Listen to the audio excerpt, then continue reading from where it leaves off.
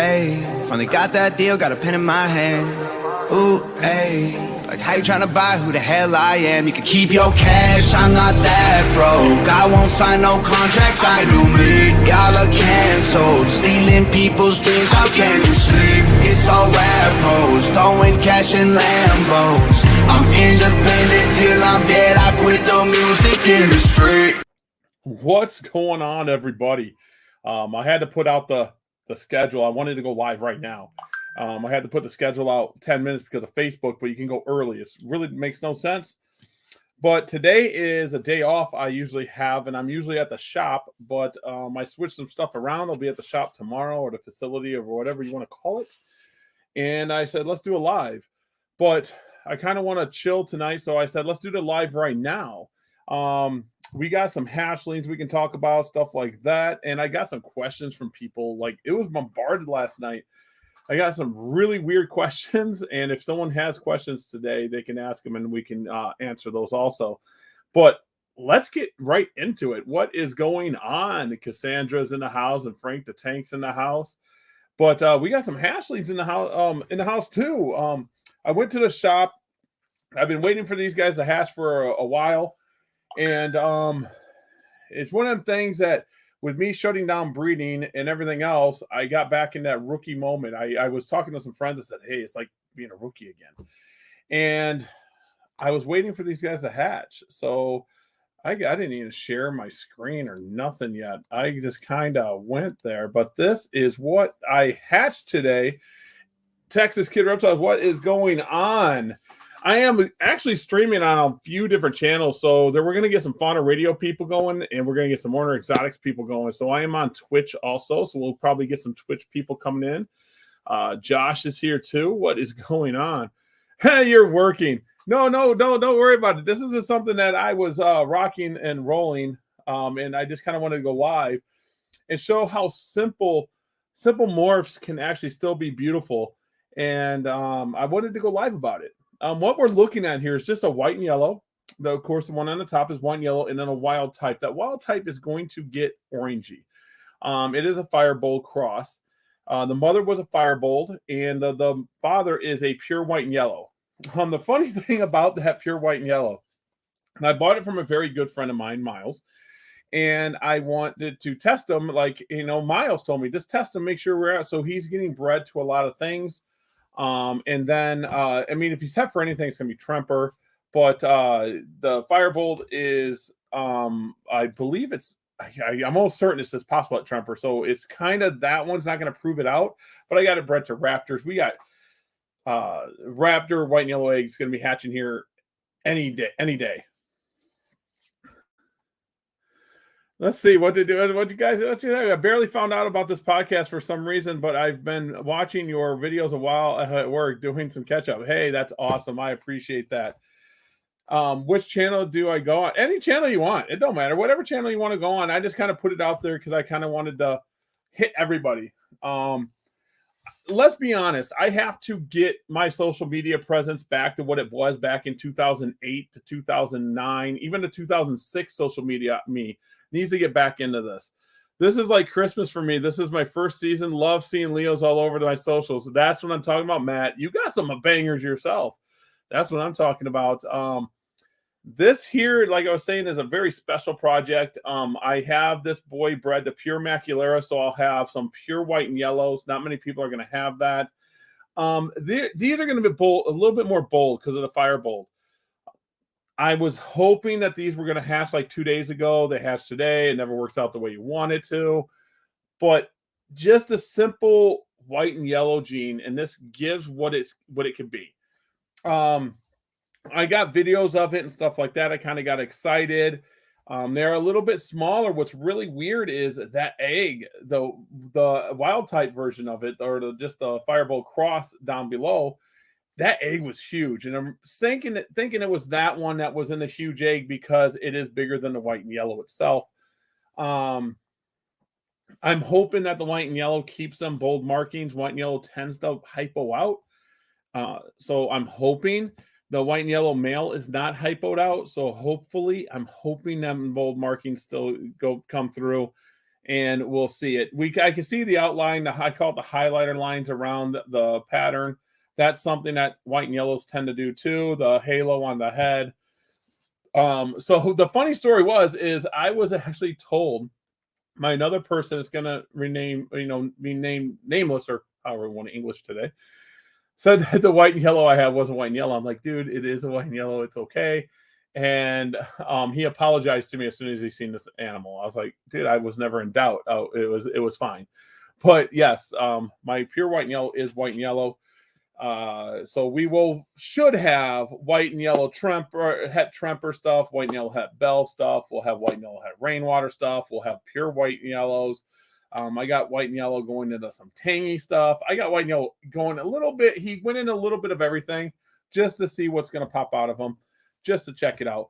But this was an awesome hatch today. I am glad that this was my first hatch in my facility. I keep the very first hatchling group of the year, so this is going to be kept. So this is actually going to be OE1 and OE2, 22. So the end numbers are 22, not 22, but it'd be OE1, 22, and OE2, 22. They might get new numbers if eventually I might give them new ID numbers. So when I'm breeding, but usually I do not. So that was an exciting thing. This was an exciting little thing that happened today. I was pumped. I went in the last 2 days getting ready to record, and it's really funny. I had my camera gear out, and I was going to get a record and make something big of it. I tore it down. I went in there today, and it was hatched. But I also have pure patty stuff that's going to be hatching here soon. Them are going to be for sale, of course. We got pure patty. We got more white and yellow stuff. But the white and yellow stuff I'm going to hold off on. Once I get to about 100 eggs deep into that white and yellow, then I'll be able to know more about it. Make sure that there's no het Tremper in there, no Eclipse in there, nothing like that. It was sold to me as pure. It was sold to my buddy Miles as pure, but we're going to find out. With my collection, we can find out pretty quickly. So I'm excited, guys. It feels like Matt said, it feels like Christmas. I'm back at it. I'm hatching again. I told my wife, I'm like, it feels like he's back alive. It was like I was getting, how can I put it? I was on life support with OE for a long time. For months this year, I was on life support. I didn't know what direction I was going to go. I got the facility. People were like, that's awesome. But in back of my head, I'm like, now I got another set of bills. I got to make sure it pumps out. That's where the roaches came in. I looked at those today. They're just exploding again. It's awesome. But let's be honest, I'm not a roach breeder, guys. I'm a leopard gecko breeder, and this brought it back. These are the very first geckos that are hatched. They were paired, laid, and hatched in our facility. So I'm really excited about that. Now we just got to figure out what direction we're going to go now. With what we're going to do, the rumor is I'm going to be stop wholesaling. That's correct. I'm not going to wholesale on the level I do now. So let's see. Yep, got to keep the passion burning some way or another. You're right. The passion has to keep burning. I do this as a business, but wholesaling geckos is tough. It is a tough business when you got to fill orders. And it's not even, someone asked me what it was, and it's not even the point where, it's like, who's it going to? Because I know who I'm selling to. I know they're doing the best they can. It's more of they want 100 geckos. I don't have 100 wholesale geckos. I got 72 geckos. So now I'm pulling from my other stashes, like my holdbacks or this and that. So I have to call them up and be like, I can't sell them to you at $70 a piece at this time. I got to sell them to you at this a piece because you're going to be getting this level of gecko. And my family's upstairs. They're going to be yelling and all that other good stuff. They're running around. I'll see if I can get them to quiet down a little bit. I am live. So, yeah, that is that. What am I doing here? They are running. But that's what happens when you got kids. So that's what happens. But anyways, I'm going to stop wholesaling. And another big thing is that anyone that's going to be in the Wisconsin area can come see me at the Fond du Lac show on July 10th. It is set in stone. I will be there. If I don't, I believe Dylan and Brittany might come beat me up. So that's going to be a big thing there also. Now I want to get into some questions. I got sent some questions late last night, asking me certain things. And I figured, why not some people, you guys can ask me questions live. I'm an open book. I don't have secrets. If you guys want to know something, just tell me what's up and we'll handle it. And Matt's going to be at that show. What are you going to buy? You going to buy some bloods? I don't have much. I will admit that, Matt. I don't have much. I tease you, come buy some blood stuff off me. Female-wise, I don't have much at all. And the stuff that I'm hatching right now won't be there. I mean, if they get some size, I might bring some stuff to show off because I got some really, really cool stuff. But it's going to be mostly males that are hanging around. I'm going to do some deep discounts on stuff. I'll have roaches, stuff like that. The questions that come, someone asked me yesterday how many geckos I produce and if I'm the largest breeder in America. No, I'm not the largest breeder in America. The largest breeders in America of leopard geckos is one of the big wholesalers that sell the pet stores. So where am I on quantity? I have no clue. I honestly don't even care. I don't know why that came out. I mean, we do talk about it. I hatch thousands. And I'm actually looking to scale back to focus on some projects of purity. So I don't know. I don't know where I rank in the. I don't know. I just don't know. So I'm sorry I can't answer that question. And the other one was, why can't you breed the albino strains together? It was very specific. It said, why can't I breed Bell to Tremper? And the reason that you don't want to breed Bell to Tremper is there's nothing that physically can happen to the gecko. The gecko will live 100%. And it will probably live better than you breeding an Enigma and all these other genes that, are bad. The problem comes when you identify the gecko. I've been doing this a long time. I've been doing it a very long time. And some Trempers will look like Bells to me and Bells will look like Trempers and vice versa. It can happen. So when you're have a clientele that is saying, I want to breed radars, and you mix all your albinos up together, you could sell a gecko thinking, yep, it's head eclipse and it's a Tremper instead of a Bell, and you ruin their project because they're not going to hatch what they want. It's not hard. It's not hard to separate the albino lines and keep them separate. It's not hard. There's no reason to mix them together because an albino is an albino and albino. And they all have their own awesome traits. Like Bell keeps the lavender a little bit better in Rainwater's the black sheep, but Trempers you can mess with their color with temperature fluctuations, and the incubation. The lower temp ones tend to be darker. So they all got their own little traits, but the real reason is when you start hatching them out, and you're going to be like, oh, this one's possible het Bell and possible het Tremper and possible het Rainwater and possible het this. And then the eye traits also, if you start mixing Marble Eye and Eclipse and NDBE and Ember Eye, well, Ember Eye, you probably get away with Ember Eye, but don't do it. And all that good stuff, you're going to have a problem just like the Marble Eye right now with Cypher. Cypher and Marble Eye kind of link together, and both do something to the eye, and you won't be able to tell. So let's say, I'll give you a perfect example. Let's say Eclipse is a very cheap morph, okay?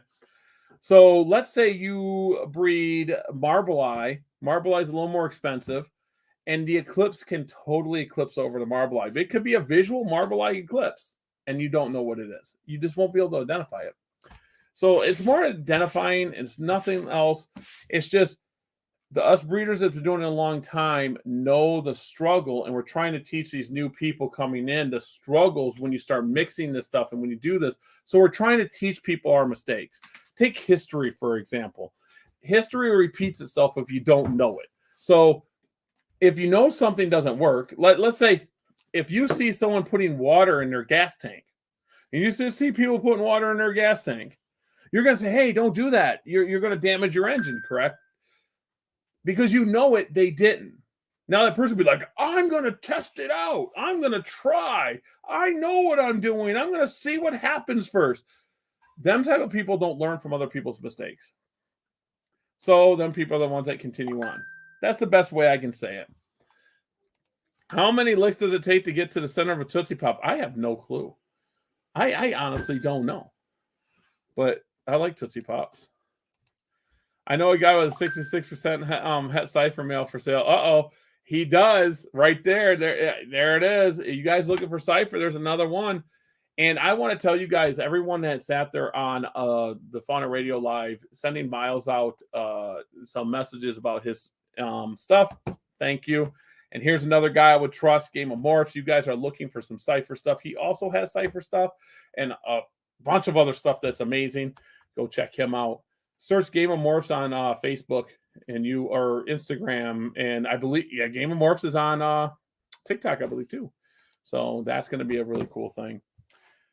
I am editing and doing a video. The first one's going to be, setting up a leopard gecko. Just setting up a leopard gecko on all 3 stages of bioactive. We're going to do bioactive. We're going to do basic 10-gallon tank. And then we're going to do rack system. I kind of showed on TikTok today and maybe Instagram too. I forget where I uploaded it. My phone uploads them all. So I did a hatchling, how I set up a hatchling, how basic a brand new hatchling rack is. So, and another thing is everyone asks if I poke holes in stuff. I don't poke holes in stuff. That was sealed up the whole time. I didn't do nothing. I have a question. Who is God? I'm from Antarctica. Wow. Who's God? I don't know. We got a Twitch guy. Who's God? I don't know. Matters what religion you are, buddy. There you go. But I don't poke holes in anything for this. So, yeah, I got it. I have it up on TikTok. I might have it up on Instagram, too. I got to look. But no holes in this. Let's see if I can find it on the Instagram real quick.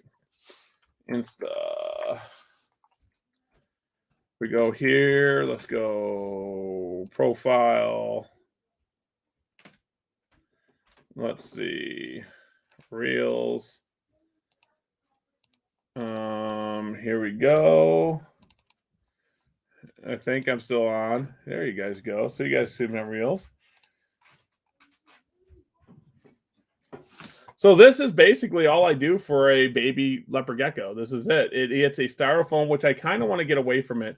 And if you guys look, if we can't go backwards. When I go back over, if you guys look right here, you see the identification of the animals. I use Sharpie and I take alcohol wipes and I wipe it off. That's what I do. But there's the wild type or the Firebolt cross. And then here's the white and yellow. They both want to get out. They don't know what's going on. I think I literally found them a couple hours after they hatched. And then I got to take them stickers off. That sticker, that's what made me upset. Usually I put painter's tape on them so they come off easier. And I didn't do that on this tub. So I got to work on that. I just twist it around. But that's all I do for a baby leopard gecko for the first 24 to 48 hours. This is all they get, except I will throw a few mealworms in there so they'll start eating after their first shed. But that's all they need. I missed it down. They're good to go. See, he's like, hey, what's going on over here? See, he's rocking and rolling. Very simple. They'll get separated. I would say, I think I love it. There's sound. There's a picture. I didn't know I could unmute it, but yeah, I'll separate them out around 10 grams. I don't like missing tails. Usually missing tails are them fighting each other over food, anything else. Let's see. I don't know if I have a picture of the Firebolt. No, that's not a Firebolt. Let me see. I'll see if I got a picture of the Firebolt.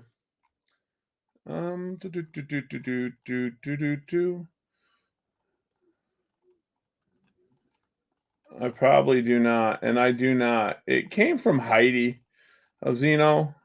I got it a while ago. We can just share this while I do this. to show you guys some geckos that I have. There's a bunch of roaches, of course, more roaches. Gas prices, they were high, weren't they? Gas prices getting insane. There's a little chili monkey. And there's our Nile. Let's see. There's a Panda King.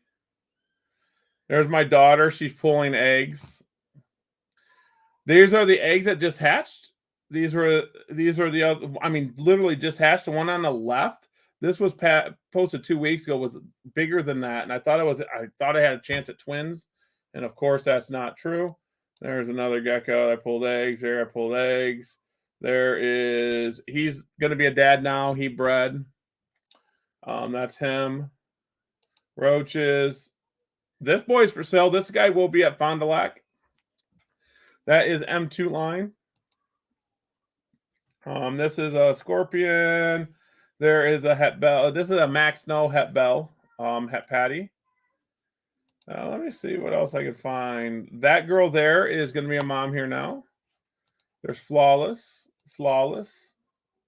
I can put my Flawless hat on, guys. I can do that. See? Put my Flawless hat on. Flawless built. My grandson. Everyone look at my grandson. We cool dudes. Eclipse. And then me sorting stuff. I picked up, let's see, let me get rid of this real quick. I picked up one of the craziest bulls from Zeno about a month ago. Crazy, all these awesome breeders are basically my neighbors. I'm telling you, dude, it is insane how many good breeders are in this area. We got Miles, we got Dab, we got Heidi, Zeno. I don't even put myself in that list, guys. When I come to ranking myself, I just breed. I just have fun. Anyone that's ever gone to a show knows I promote everyone that's good in the hobby. If they're good, I'm going to tell you. If they're not, I just say I don't have an opinion. Honestly, that's what I do. I'm telling you, this is my favorite hat. I'm Flawless built. I am excited about it, and I wear it a lot. As you see, I'm trying to get it to do that curve that I do, but we'll work on it. We'll work on it. We're good. See, we good. We good. So, anyways, I just wanted to do a quick live, guys. I don't have a lot of time today. I wanted to get on. I might get on tomorrow. I got to pick a day. So if you guys have a day that you guys are thinking, the later the better on days, let me know. Think of some questions. Fauna Radio this week. I haven't even told Andrew yet. This week's Fauna Radio, I want questions from you guys. Send me questions. Send them on Fauna Radio. Send them on anything you're watching right now. Send me a message with some questions. Andrew and I answer them. So, guys, I'm going to have to run. I hear people upstairs already. I'm out. Talk to you guys.